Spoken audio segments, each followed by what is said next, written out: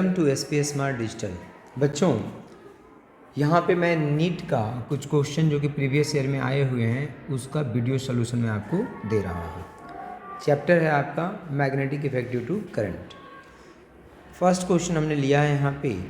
इसमें first question में कह रहा है कि two long parallel wires are at a distance of 1 metre, both of them carrying 1 ampere of current, the force of attraction per unit length between the two wires is. So दो long wire है यहाँ पे, ठीक है, are at a distance of 1 metre, दोनों के बीच का डिस्टेंस कितना है, this is equal to 1 metre, both of them carry 1 ampere current, ठीक है।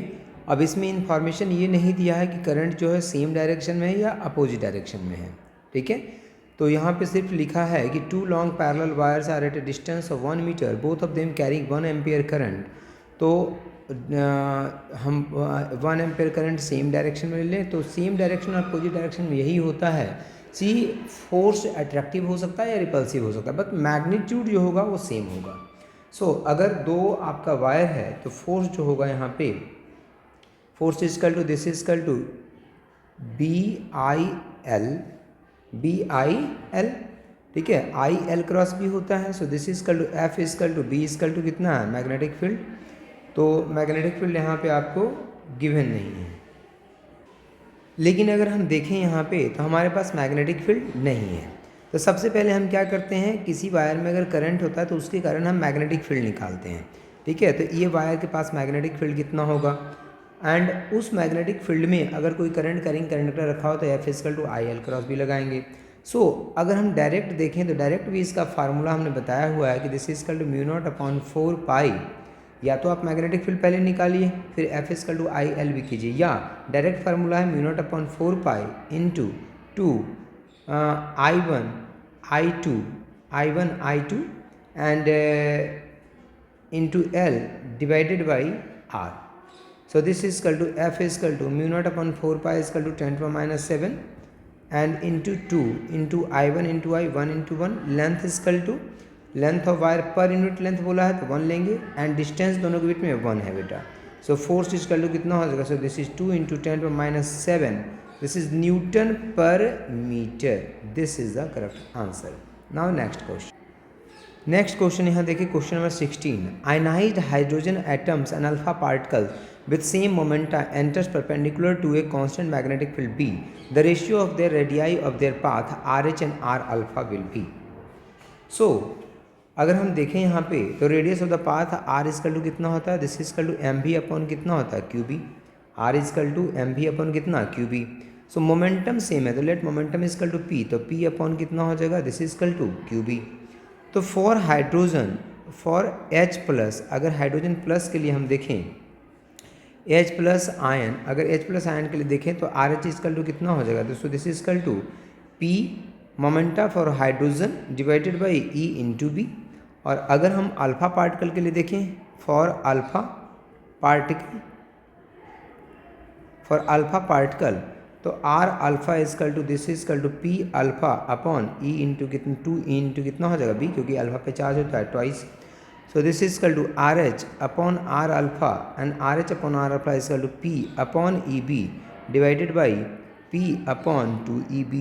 So P मोमेंटम सेम है तो दोनों कैंसिल आउट हो जाएगा। So this is equal to यहाँ पे बच जाएगा, this is 2:1 and this is the correct answer. So first part जो है इसका करेक्ट आंसर है। Now next question. Next question देखें, क्वेश्चन नंबर 20 यहाँ पे है। तो the magnetic force acting on a charge particle और charge -2 microcoulomb in a magnetic field of 2 tesla acting in Y direction when the particle velocity is this.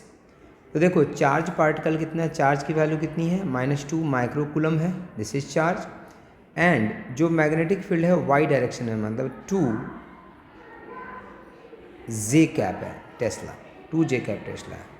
And velocity is equal to कितना given है, magnetic field ये हो गया, and velocity is equal to 2 I cap plus 3 J cap और into 10⁻⁶ metre per second. So F is equal to कितना होता है, this is equal to Q and this is we cross कितना होता है B. So F is equal to this is equal to Q is equal to -2 microcoulomb और into velocity v cross b मतलब 2i cap plus 3j cap and cross क्या होता है 2j cap.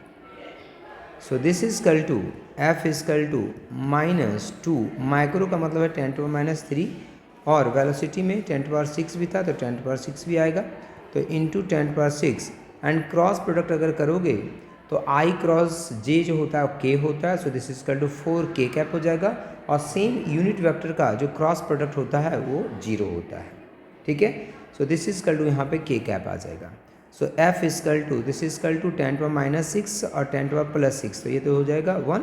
So this is equal to -8 and this is k cap. So force की अगर बात करें हम तो force is equal to -8k cap and -8k cap आ जाएगा आपका फोर्स। एंड इसका मतलब क्या है न्यूटन, इसका मतलब है फोर्स जो है नेगेटिव जेड एक्सिस में आपका फोर्स लग रहा है। Now next question,